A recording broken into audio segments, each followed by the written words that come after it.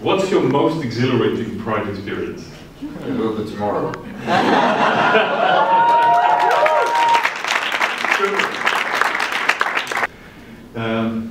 Jevgeni. Hi. I also received some flowers, although I wasn't in the parliament at the time. I was a member of government, but we really worked quite hard to get this bill passed, and I think it was a unique moment actually to get it passed. In politics, I always say that there are openings of political possibility that come with different coalitions, different moments in time where something is possible that is only possible for that very limited space of time, and after that it is not. And it was in April 2014 when my party, the Social Democratic Party, entered the government, and it was less than a year before general elections. And there were intense debates in the party whether we should put that topic on the table or not, because, you know, elections are coming and it's very difficult and so on. And in the end, we pushed it through and we put it on the table, and we actually got this bill passed with all its imperfections, but we got it passed. And I think it was the only time in the history of the Republic of Estonia that this bill could have passed. Not after the general elections in 2015 and not before that. So it was a historic moment in a sense that we actually managed to seize that moment that it was possible to get it passed. And later on, we of course had to deal with the consequences of the elections, but that's beside the point. This will be a transient issue, whereas the act is clearly there to stay. I personally have been dealing with minority rights and equal treatment of people throughout my whole political life. I entered politics in 2011, mostly working on the integration issues of Russian speakers here in Estonia. But of course, for me, minority rights issues are issues of equal treatment, regardless of who the minority is. And in Estonia, clearly the general sort of value system is post-communist in itself. I mean, there's nothing to do about it. It's a historic baggage that we're carrying there, and of course we need to work on changing it, but we also have to realize that the change happens very, very slowly, and through a lot of conflicts and a lot of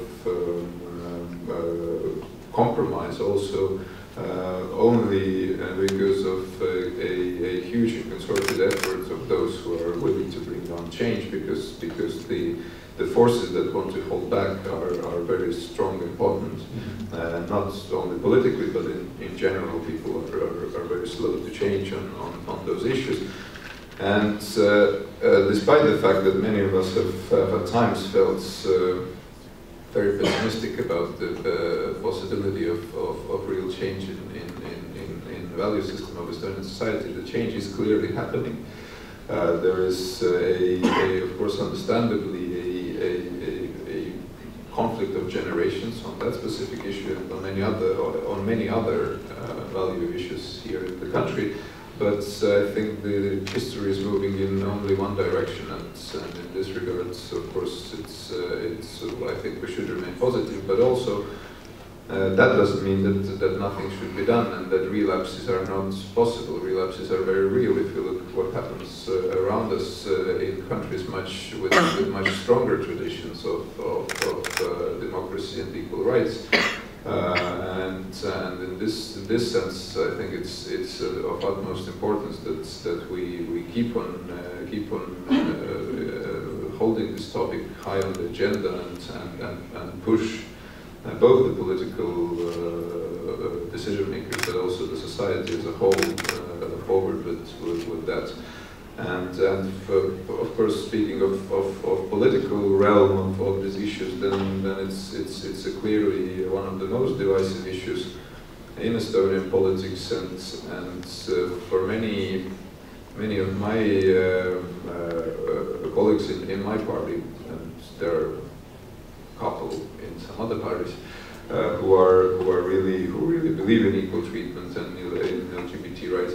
Even they mostly need convincing of how to do politics with conviction do what you believe in and get elected. And it's a difficult one, I have to say now, with the next phase of elections coming up, and the debates are intense, and the fear is quite real and understandable. You know, nobody wants to be a party that does some really progressive, forward-looking things, but as a result of that ceases existing at the next polls. So it's clearly a huge challenge that perhaps is not always fully understood by those who are awaiting action. Mm-hmm. Thank you. I would need to add that we're very much looking up to you, that as a straight ally, you keep doing personally what you do, and also as a member of the party and your party likewise. How do politicians see the cooperation with the LGBT plus community? What are the moments of cooperation or working together in order to guarantee the equal rights as such? I mean, this is given, but even politicians have to agree that equal rights is something we have to strive for, right? With qualifications, yes. Yes. We have a party in the parliament that definitely would not agree with that statement. Okay. But still, the question remains then, what... And I suppose they have their own view of cooperation with the LGBT community. Sure, but thankfully you wouldn't represent that party right now. No. So the question still remains, what type of cooperation politicians or parties would see, would like to happen together with LGBT plus communities in order to guarantee those equal rights? I mean, clearly it's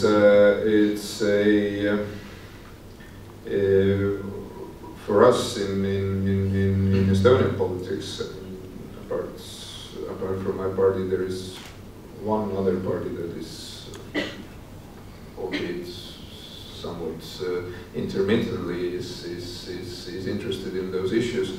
We are clearly waiting for the community to ask us what should be done. I mean, it's absolutely clear. So if we look at the Civic Partnership Act, then it did not happen out of nowhere. I mean, absolutely clear. It was a very long struggle and work by the community, as you noted, as you mentioned, and that was finally taken on board by the politicians. I mean, it probably wouldn't have happened the other way in this particular question. And of course, with a lot of other issues that Kelly's organization is working with, which are much more singular issues with the police and with the police board and so on. There, of course, again, the questions arise bottom up mostly rather than top down, because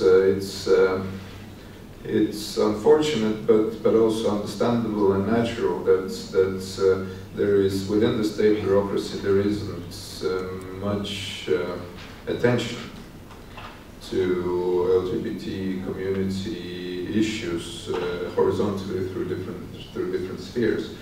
Apart from the social ministry, of course, which has a separate a team of people working on that, some of whom are here as well. But in other ministries it's much more difficult. I remember I was in the education ministry in 2014, and then we were adopting the new state curricula for schools, and then I remember speaking with you about how to better represent within the state's curriculum the issues of same-sex families and so on. Nobody in it wasn't that those people who drafted this document were somehow homophobic. Not at all. They just didn't think about it, and it wasn't an issue for them, and therefore they didn't pay any attention to that. So in this regards, it's a clear social necessity that representatives of the community would be safeguarding what is going on in the state bureaucracy, because there is, of course, sometimes it's a matter of prejudice or homophobia, but mostly it's just a lack of attention. They just do not think about it enough, which is a problem. But I mean, that's the situation as it is today. And I would say that at least my party's and my ministry's cooperation with the community has been extremely positive and good. So we've been actually able to constructively look for solutions to problems wherever possible. And when it's not possible, then one has to ask why. And here we get back to this more general sort of issues of attitudes within the society and the current distribution of power in the Estonian parliament. Mm-hmm. So to summarize, more from bottom up, as you mentioned, that from our community towards politicians, the same way we've had the activities, we should definitely continue. And but I also, of course, agree on what was mentioned. This kind of looking for friends, not for friends only in individual terms, but also of other organizations. I've come to under some criticism for saying that I think that some representatives of the feminist movement organizations are completely wrong of trying to present themselves or their struggle as something unique. That this is, it's feminist stuff. We are not minorities. The minority issues, there's some minority issues. We are fighting for the majority here, and therefore our fight is somehow more important. It's if you look at it sociologically, it's the same fight for equal treatment of every human being. It doesn't matter whether you're a minority or majority. Of course, with minorities, there is an added problem that they can be outvoted at the ballot box, and that's why there is a need for extra protection, because there is sometimes and also in Estonia here, arguments about putting minority rights on referendums. I mean, it's understandable sort of democratic logic, and therefore you have to safeguard against that more than you would have with women, for example. But in the end, it's the same fight for equal treatment. Sure. Okay. If I may, Kelly, perhaps you ask me first.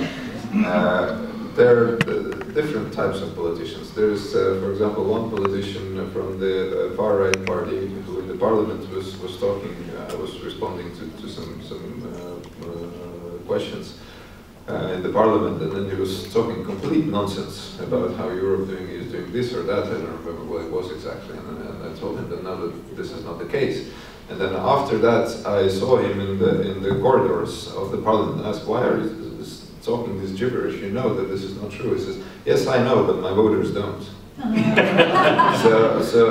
So there are different types of politicians. That's first. Secondly, it's not that politicians are not willing to do some things only because they, or let me put it the other way.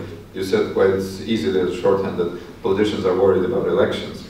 It's not that they're worried about elections is always an easy and a negative thing.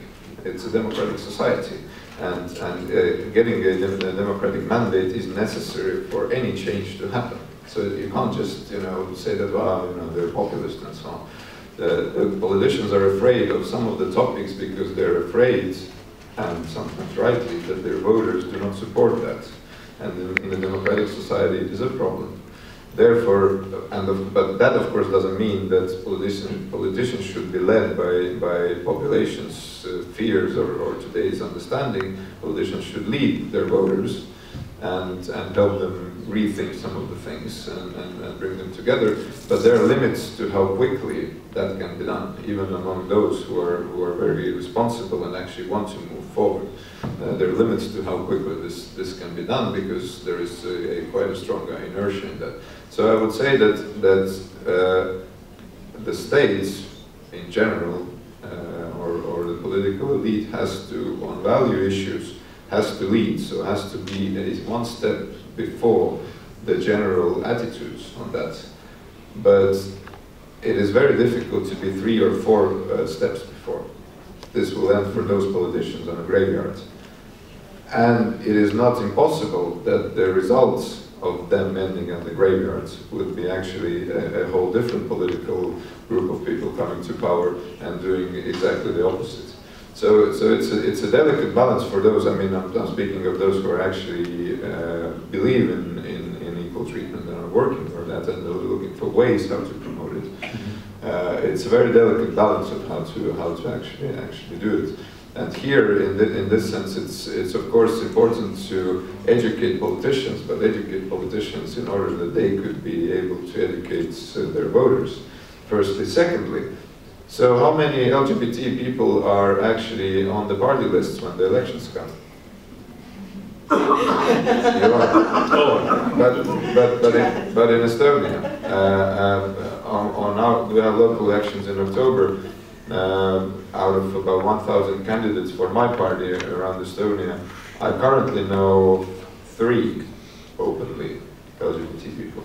There are probably more, but very, very few. So you're expecting us to go ask for a mandate, but for us it is much more difficult to do than if you yourself come and say, here I am, and explain why it is an issue for you and people like you, and why this is important in a very humane, individual, and straight way.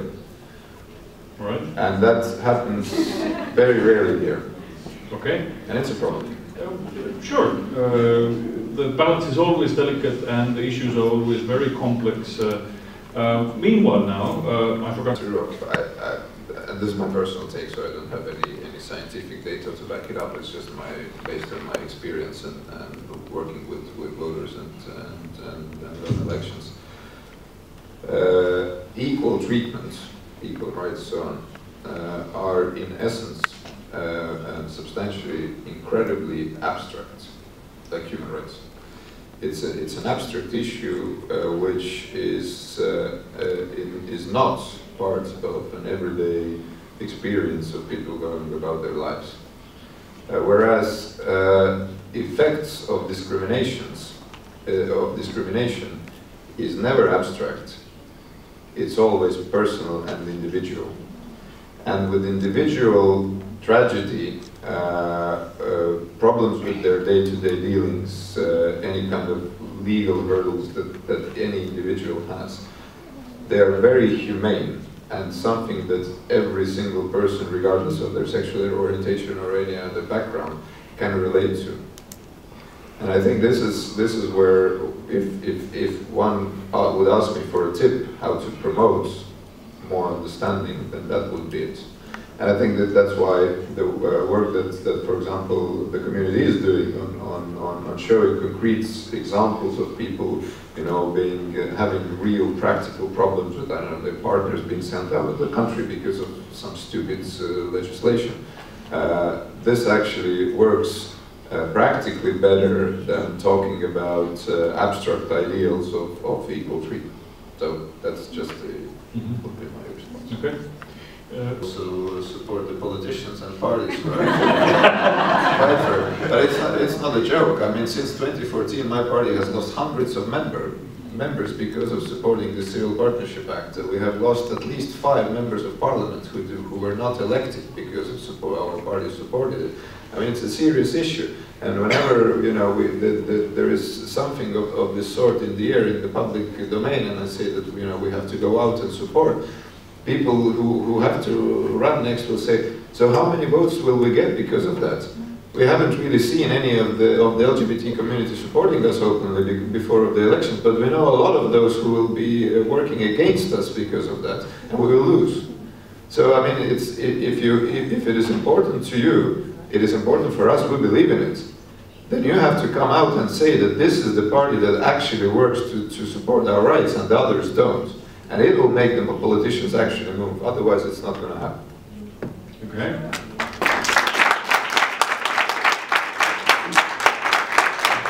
Your example influences Islam. So, Jevgeni, what would be your positive example, other than already mentioned ones? Can you find any? I was just thinking about this a gender alteration act. Not before Social Democrat became Minister of Interior did they become constructive though, but and it's still very much work in progress. And our friends in the Parliament still don't know about this compromise that, that has been reached. So it won't be easy. It won't be easy. But no, otherwise I think that generally with the like-minded stakeholders, I think the cooperation is extremely good in both ways, and also due to this understanding of what is realistic on behalf of those who are awaiting change. Because these are sensitive issues. None of us are happy with the progress so far, but you know, there are limits to what can be done and how quickly. And in this sense, I think this sort of practical attitude, you know, trying from both sides, trying to look for practical solutions. So if we can't go this way, how about we go this way? And then, you know, trying to find out, maybe hide something somewhere so nobody would notice, and which has also happened while the Civil Partnership Act is not fully enacted. We have done some of the things for which we've been criticized that we haven't really discussed it properly in the society and so on. But mostly that we actually look at the most difficult practical problems and try to figure out practical solutions to them. Even they take time. They're mostly not, you know, clear in the sense of being ideal, but I think we're step by step we're moving in the right direction. And that's I think the most important thing. And in the end, there will be, as I said, history is moving only in one direction on these issues. There's no doubt about that. All right. When will be those reinforcement acts accepted, passed? About a year ago, I worked for weeks really hard to get it passed in this parliament, and we were so close. But it didn't happen, and thus I believe that it's not going to happen in this parliament, so not before 2019. That's my honest understanding of what is possible. But then again, I think that after 2019, it will become much more likely.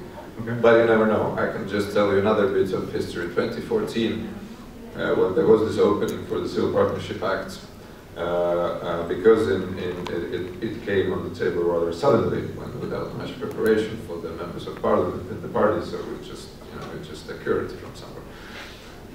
There were quite a few people who wanted to abstain, some because they had some real problems with it, others because of the elections. And so we thought that, okay, let's take out all this stuff that demands 51 votes, go on the simple majority, and then we will enact the rest after 2015 elections because we will get our mandate reinforced. Yeah. That was a clear political mistake. 2015 actually made things for an open society much worse than it was in 2014. So with these things, you never know. So I'm optimistic that 2019 again, Parliament elected in 2019 will be more liberal than the current one, but it won't happen without much work also on your behalf. All right, thanks. We'll be looking forward to that and obviously helping you as well. Tallinn. How can we push the reforms? And we are speaking a lot about straight allies for LGBT community, but how can we push dyadic allies to help for intersex people? Thank you.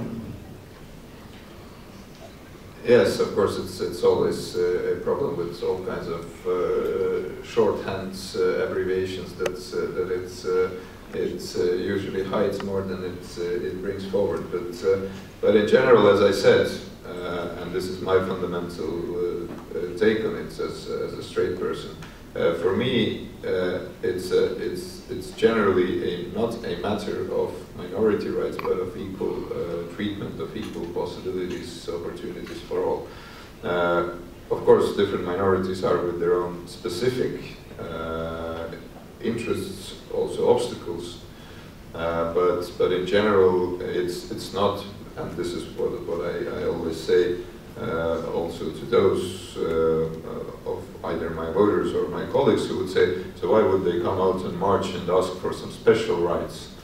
And I always say that people are not asking for special rights, people are asking for equal rights and equal treatment and possibility of living safely and happily in a society as full members of a society. So in this regard,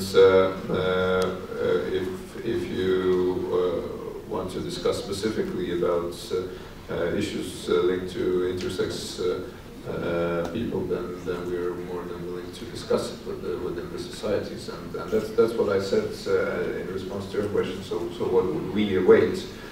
You have to frame questions for the states and for politicians to be solved. So this would be an answer. Mm-hmm. Okay, thank you.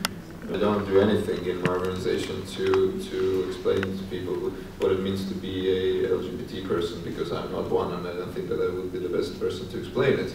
But in general, I agree that it's a matter of ignorance, but ignorance very often linked to a lack of experience.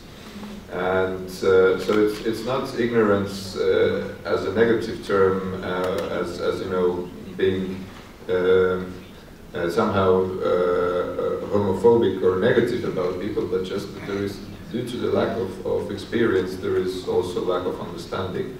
And with experience comes understanding, and I think that this is one of the positive aspects of this kind of practical step-by-step movement in those directions, that people after a while will realize that, look, we did this and nothing bad happened, so it's actually okay, it's fine, so we can move forward.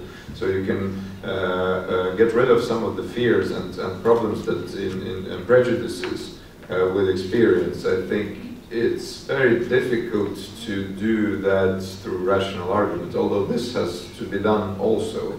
But it's mostly real experience and stories that work with that. Okay,